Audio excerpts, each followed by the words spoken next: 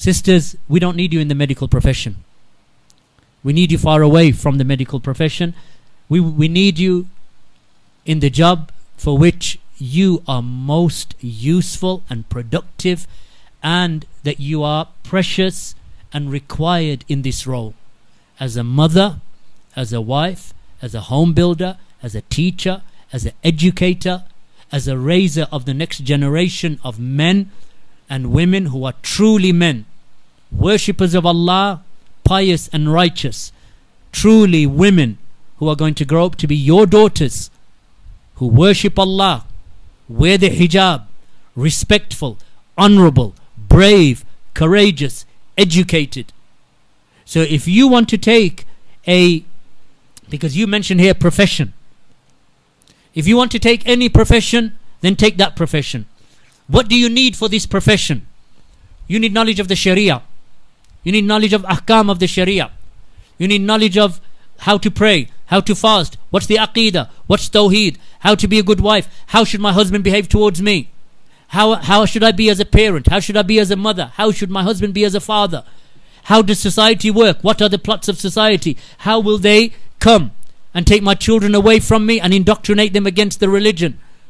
So what tools do you need to educate you in that? So yes, you need language. You need language. So whichever country that you're living in, learn the language of that land. Arabic is the foundation that every Muslim must learn anyway. Right? You need to know, and that's why I mentioned the knowledge of the Sharia and the Aqidah and so on. After that, then yes, you can educate yourself. You can learn history, you can learn geography, you can learn engineering, work from home, get your degree at home, and by the age of 18 and 19, you should be married, building a home.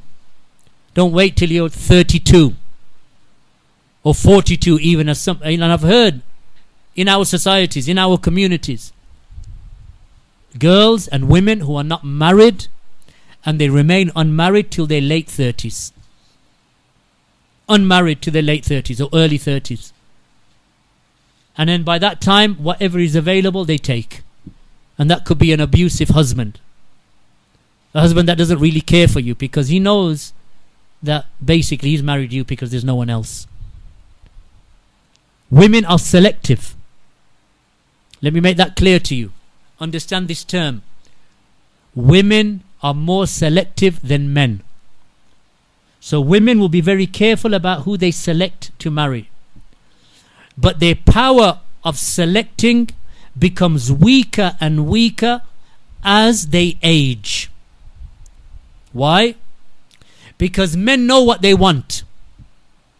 Men know, because men are less selective. That's why men are more promiscuous in unbelieving in Western societies than women. Women are hardly promiscuous as a nature, as a jins, as a gender or as a sex.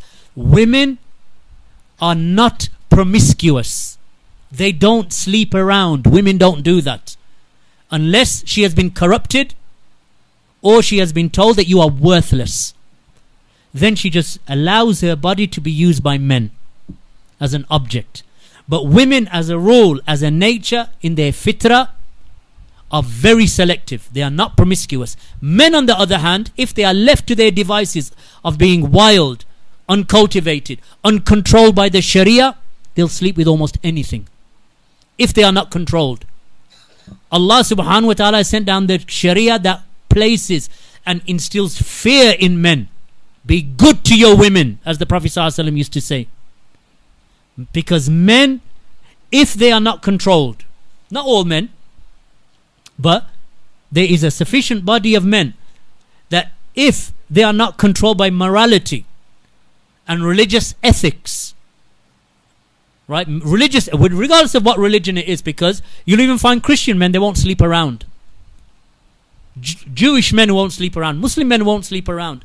Because they're religious and their religion teaches them, if you do this, then God will punish you. So women are selective. The point at which you have the greatest position of selecting the best man is when you are young. You are young, you are fertile, you're a virgin. All of the trump cards are with you. You carry the best CV. The best men want that woman. The best men. The older you get, then you find that you are now pushing the best men out of your radar. Because every woman and every man wants a partner. That's the nature of men and nature of women. And each and every one of us wants the best. Women, what do they want generally? They want a man who is stronger than them, who is a provider, financially better off than them in most cases. That's what women want. Why? Because they want someone who's going to nurture them and protect them. So that's why women, I know it's a cliche, but they will say, I want someone who is tall and strong. And he's got a good job. That's what women want. That's their nature. It's not something that they've been indoctrinated with. Someone who can provide for them, someone who's stronger than them. And they'll say, because what they understand by strength is like a big physique and a tallish man. That's what they want. Because they see in that strength, he's going to protect me and give me good children. Men want a woman who is young, pretty, and she is not promiscuous. She's not a woman who has slept around. And that's why they will treasure the virgin. That's why the Prophet ﷺ encouraged, marry those who are loving and fertile. That's what the Prophet ﷺ said, marry the ones who are meaning from the women, loving and fertile. Now let's take going back to the question, let's take this woman. So she finishes her A-levels at the age of 18 or 19.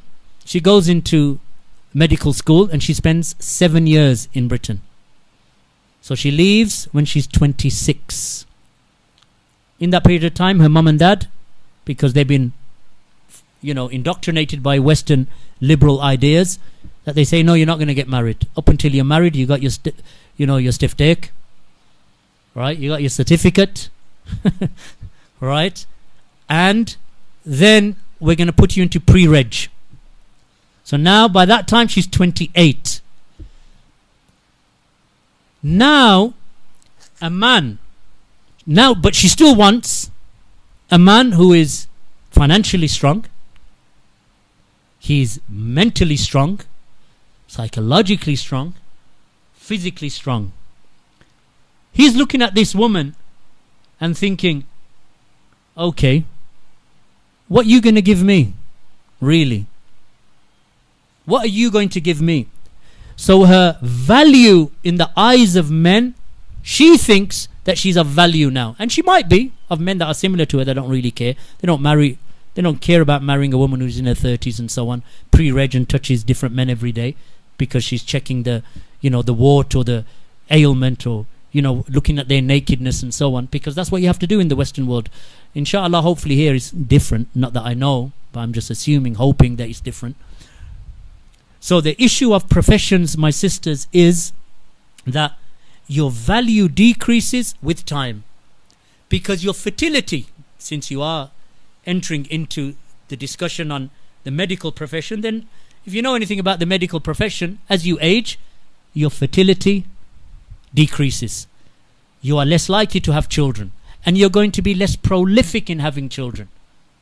The older you get, you are less fertile. Whereas men, the way that Allah has created them, they will remain fertile till the day, meaning that they will produce sperm, and the ability to reproduce remains within them up until the day that they die, even if they are 95 or 100 years old. A woman in her 50s, the capability finishes. So you only have a limited window of opportunity to have children and raise them, nurture them, but you're too busy looking after the warts and the spots and the moles and the cuts on strange men and strange women. Whereas in reality, if you want to prioritize things, your vision of priority should be, who is the one that I care for the most? My husband, my parents, my children. They are the ones that I care about the most.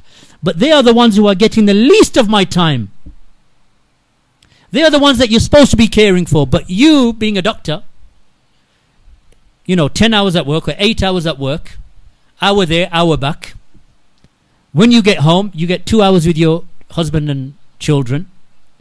Then because you got to put the children to bed. You put them to bed, and then you've gone and spent another 10 hours the following day treating strange men and strange women. So you leave that which is Ola. It's like me. I have my mother. She's ill. She's sick. She's frail. She needs me. So what I do is I leave Birmingham and I go to Addis Ababa in Ethiopia. And I go and look after some stranger's mother for 5 years. But my mother's in Birmingham. I don't doubt that this strange woman needs help. But who is deserving of my help the most? What does the Sharia tell us? Ummuk wa ummuk. Your mother, and your mother. Then your father. So I leave all of that. The responsibility of the children, I leave that. Because I want the word MBBS after my name. So that I can say to the people, Main doctor hu. No, my sisters. It's a smoke screen. It is indoctrination. It is mixing priorities. Educate yourselves. Yes, you should. Get your degrees from home. Through correspondence. Or go to Islamic universities. And you can, in those universities, when I say Islamic universities, Islamic environment universities. And you can study by the age of 19, you're out. Or by the age of 21, let's say you're out.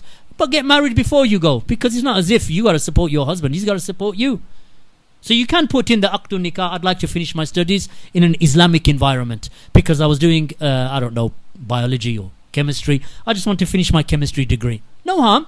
As long as the environment is Islamic. Either online, correspondence, or on a campus that is friendly to Islamic values. Otherwise, sister, don't worry about it. Barakallahu feekum. You'll be a much happier person when you're 30 with 3 lovely children. 30. Actually, by 30 you should have 5 or 6 lovely children. By the age of 50 you'll be a grandmother. And you'll be served hand and foot. Every meal cooked for you. Go on holidays with your husband. Your children will send mum and dad on holiday. Go and make umrah, mum and dad. Why? Because they're adults and serving their parents. When instead you want to look at someone's athlete's foot.